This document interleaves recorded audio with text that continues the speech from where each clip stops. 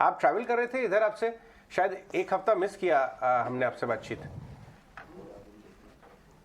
जी हाँ, अभी भी मैं ट्रैवल कर रहा हूँ तो लेकिन यहाँ पे अच्छा, इंटरनेट कनेक्शन ठीक है। कुछ शेयर कर सकते हैं आप? पर्सनल ट्रैवल कर रहे हैं या काम के सिलसिले में आप जिस एरिया में हैं वहाँ पे ऑन ग्राउंड क्या ऑब्जर्वेशंस है, इफ एनी?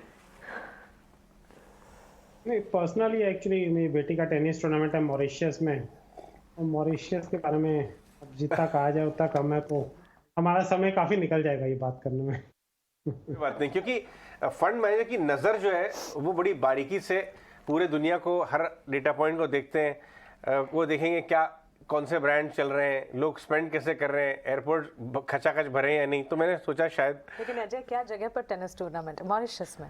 हाँ, बेटी का टेनिस टूर्नामेंट है, वो प्रोफेशनल टेनिस प्लेयर हैं, और संदीप ट्रैवल काफ़ी करते रहते हैं। ये जो ग्लोबली हम आउट परफॉर्म कर रहे हैं कुछ दिनों से, ये आपको कैसे दिखता है? क्योंकि आपने तो बहुत लंबे समय देखा, हम क्या बहुत डिफरेंट चाल लंबी तरह चल सकते हैं क्या ग्लोबल मार्केट से एकदम विपरीत? देखिए अजय, हिस्टोरिकल अगर हम ट्रेंड देखें तो ऐसे होना बहुत मुश्किल होता है। मतलब आप कहेंगे, मैं कहूँगा 5% की प्रोबेबिलिटी है कि अगर वर्ल्ड में करेक्शन ऐसा ही चलता रहे और वर्ल्ड मार्केट इतने वीक रहे तो हम कंटिन्यूसली चढ़ते रहेंगे।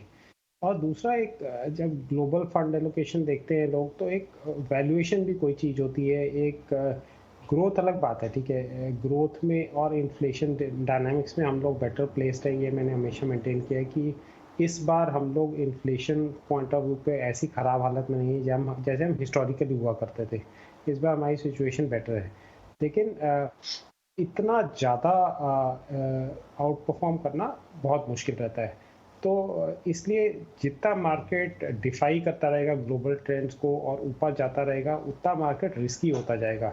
लोगों को एक्चुअली ज़्यादा कॉन्फिडेंस आता है जब मार्केट कंटिन्यूसली ऊपर जाता है। एक्चुअली ज़्यादा कॉन्फिडेंस तब होना चाहिए जब आपको वैल्यूएशन अच्छे मिलते हैं, तो कॉन्फिडेंस तब आना चाहिए। तो अभी धीरे धीरे जहाँ पे कुछ वैल्यूएशन कंफर्ट भी था, जैसे कुछ ऑटो इंसरी, कुछ टायर स्टॉक्स की मैंने पहले बात की थी, या फिर कुछ ऑटो स्टॉक्स थे या कुछ कैपिटल गुड स्टॉक्स, वो भी काफ़ी हद तक अब चढ़ चुके हैं। ये अंडरवुड सेक्टर ज़रूर हैं, तो हर करेक्शन में यहाँ पे ज़रूर बाइंग आएगी, लेकिन इतना ज़्यादा डाइवर्जेंस बहुत मुश्किल होता है आज। तो आप इस समय बाजार में थोड़ा थोड़ा मुनाफा वसूली की सलाह देंगे जो लोग अच्छे डिप्स को बाय करते आए हैं लास्ट कुछ दिनों में?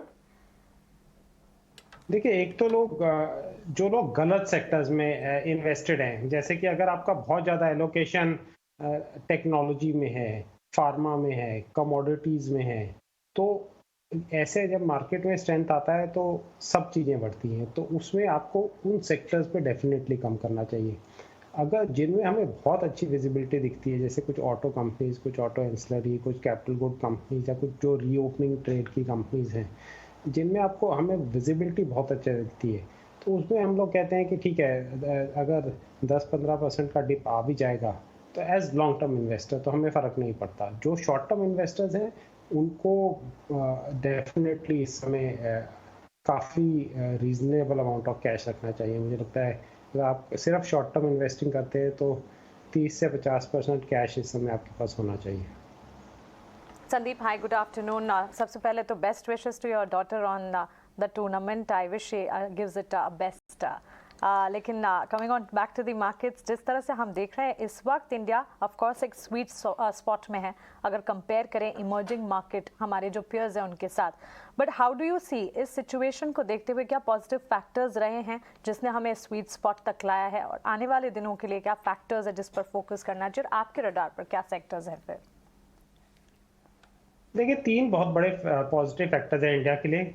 एक, इन्फ्लेशन पॉइंट ऑफ व्यू पे हमारी सिनारियो इतना खराब नहीं है जितना वर्ल्ड का है। अगर आप देखिए यूरोप की हालत क्या हो रही है, यूएस की क्या हालत हो रही है, कुछ और कंट्रीज आप अपने नेबरहुड देखिए, Sri Lanka 65% inflation, Pakistan 27% inflation, China इतना ज़्यादा स्लो डाउन हो रहा है, वहाँ इन्फ्लेशन नहीं है लेकिन स्लो डाउन। तो हम अगर अपने आसपास भी देखें तो हम काफ़ी बेटर प्लेस्ड हैं उस पॉइंट ऑफ व्यू से। दूसरा है हमारे फाइनेंशियल स्टॉक्स की हालत। तो जो फाइनेंशियल कंपनीज है, बड़ी बैंक्स हैं, उनके बैलेंस शीट बिल्कुल क्लीन है, तो वो ग्रोथ को इकोनॉमी के सपोर्ट कर सकते हैं। हालांकि मैं कहूँगा कि जो रिसेंट अपमूव हुआ है उसमें वैल्यूएशन थोड़े ज़्यादा बढ़ चुके हैं। अभी इतनी सस्ते नहीं रहे फाइनेंशियल स्टॉक्स, लेकिन फिर भी मतलब लॉन्गर टर्म इकोनॉमी के पॉइंट ऑफ व्यू से ये पॉजिटिव चीज़ है। और तीसरा है कैपिटल एक्सपेंडिचर साइकिल। 10 साल तक इंडिया में कोई कैपिटल एक्सपेंडिचर ऑलमोस्ट नहीं हुआ, मतलब नहीं, जब हम कहेंगे नहीं हुआ मतलब कि बहुत म्यूटेड लेवल पे था। बहुत सारी कंपनीज अगर आप कैपिटल गुड सेक्टर पे देखें उनमें हार्डली ग्रोथ हुई 10 साल, और अब अगले 2 3 4 साल उन कंपनीज में बहुत अच्छी ग्रोथ होने वाली है। तो ये सब पॉजिटिव फैक्टर्स है इंडिया के लिए। जो क्रूड गिरा आज, ये कल एक मॉर्गन स्टैनली ने नोट निकाला शाम को कि इंडिया के जो केपेक्स ड्राइव है कुछ, क्योंकि यहाँ के कॉर्पोरेट्स खुद स्टेप्स ले रहे हैं, कैपेसिटी यूटिलाइजेशन बढ़ रहे हैं, और कुछ गवर्नमेंट इंड्यूस्ड, क्योंकि गवर्नमेंट कैपेक्स और मैन्युफैक्चरिंग की तरफ बूस्ट कर रही है। इस बूस्ट के से कुल मिला के भारत के वैल्यूएशन इनएक्सपेंसिव लगेंगे और 25% की अर्निंग्स ग्रोथ पॉसिबल है कुछ सालों तक, अगले कुछ सालों में। रिदम देसाई ने ये नोट निकाला। आप इस व्यू के ऊपर क्या इत्तेफाक रखते हैं या डिफिकल्ट हो जाएगा? इतना आसान नहीं है 25% अर्निंग्स ग्रोथ। नहीं, ये जो रिपोर्ट है ये इम्पॉसिबल है। ये इतना ज़्यादा अर्निंग ग्रोथ नहीं होने वाला। ये किस बेसिस पे ये लोग ऐसी रिपोर्ट्स निकालते हैं मुझे तो समझ नहीं आता। लेकिन जो अर्निंग ग्रोथ होता है इकोनॉमी में, एक क्या है कि मार्जिन कंप्रेशन हुआ था कमोडिटी अपटिक का, वो उसके कारण एक मार्जिन इम्प्रूवमेंट आएगा अभी सेकेंड हाफ से, तो एक उसको हमें फैक्टर इन करना है, लेकिन वो नॉर्मलाइज हो जाएगा अगले साल से।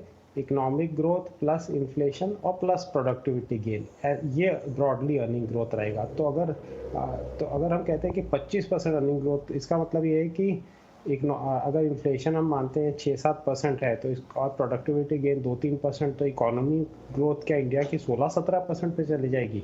ये होना इम्पॉसिबल है। तो मैं कहूँगा कि रिपोर्ट्स निकालने ब्रोकिंग हाउसेस का काम है और उनको सेंसेशनलाइज करना। अगर वो सेंसेशनलाइज नहीं होंगी रिपोर्ट्स तो वो सेल नहीं होगी। तो थोड़ा मेरे ख्याल से इसको हमें पिंच विद सॉल्ट की तरह लेना चाहिए। आप टारगेट ऑडियंस रहे इन रिपोर्ट्स के, क्योंकि आप अपने प्रीवियस अवतार में क्लाइंट्स रहे ब्रोकरेजेस, तो आप समझते हैं। बट ठीक है, अगर उसको हम थोड़ा डिस्काउंट भी कर दें तो 15 से 18% अर्निंग ग्रोथ एक केयरफुली क्राफ्टेड पोर्टफोलियो का देखा जा सकता है। जी हाँ, बिल्कुल ये रियलिस्टिक एस्टिमेट है, ये हो सकता है realistic, and that two is a good number in itself. लेकिन साथ ही संदीप, जहां हम आपके सेक्टर्स भी जानना जा रहे थे, तो सेक्टर्स आप अपने बताएं, और साथ ही शुगर स्पेस पर क्या आपको लगता है कि sugar sector is no more cyclical? क्योंकि अच्छी तेजी हम देख रहे हैं, कई सारे फैक्टर्स भी हैं यहाँ पर जो प्ले आउट कर रहे हैं। एक्सपोर्ट रेस्ट्रिक्शन कुछ हद तक relaxations are on the way, ethanol blending programme जो है ऑन ट्रैक है, फंड रेजिंग प्लान्स भी हैं जो कि डेट रिडक्शन पर फोकस कर रहे हैं। शुगर स्पेस में लगातार बढ़त दिन देख रही है इन दिनों। एक cyclical space which no longer is a cyclical, is what you think? जी, मैं कहूँगा कि इस शुगर से साइक्लिकलिटी निकालनी मुश्किल है। तो कुछ साइक्लिकलिटी रहेगी, लेकिन जो गवर्नमेंट के मैसेज रहे हैं स्पेशली इथेनॉल ब्लेंडिंग प्रोग्राम को लेके, उससे इनकी साइक्लिकलिटी काफ़ी हद तक कम हो गई है। और उसमें उन्होंने, क्योंकि गवर्नमेंट रेट सेट कर देती है अगले 2-3 साल किस रेट पे वो इथेनॉल खरीदेगी इन कंपनी से, तो उससे एक उनको विजिबिलिटी ऑफ अर्निंग्स आ जाता है, तो ये एक पॉजिटिव है। और अभी हमने हाल ही देखा था कि जब कुछ एक्सपोर्ट कम करने की बात आई थी और ये सब हुआ था, तो काफ़ी ये स्टॉक्स काफ़ी हद तक करेक्ट हो गए। जैसे जो बेस्ट कंपनी है बलरामपुर, मेरे ख्याल से उसका पीक 550 था और वो 350 तक, 550 से 350 तक गया। तो इनफैक्ट हमने करीब 350 के आसपास इसमें एक्चुअली एक्सपोजर लिया है। और यहाँ से मुझे लगता है कि कम से कम बलरामपुर काफ़ी अच्छा प्लेस्ड है। ज़्यादा मैं छोटी शुगर कंपनीज में जाता नहीं हूँ, क्योंकि उनको इवेल्युएट करना मुश्किल हो जाता है और काफ़ी कंपनीज के पास डेट है, और बलरामपुर एक डेट फ्री कंपनी है। आपका फेवरेट स्टॉक है एसबीआई, बाय द वे, काफ़ी इंडेक्स तो खींच रहा है, हेवी लिफ्टिंग कर रहा है, डेज हाई की तरफ पहुंच गया है। संदीप, आपको मैं इजाज़त दूंगा, बट जाते जाते एक क्विक सवाल, टेनिस से याद आया और आप बेटी को सपोर्ट कर रहे हैं, उनके टूर्नामेंट के साथ गए हैं, तो आपने किंग रिचर्ड तो देखी होगी, आपको पसंद आई मूवी? जी हाँ, बिल्कुल। आप किंग रिचर्ड जैसे फादर तो नहीं है, काफ़ी ज़्यादा स्ट्रिक्ट ट्रेन कर रहे हैं, और उनको कैसा, क्योंकि ये एक बड़ा चैलेंजिंग काम होगा अपने बच्चे को एक प्रोफेशनल लेवल पे, वो भी ग्लोबली कंपेरेटिव स्पोर्ट है वो।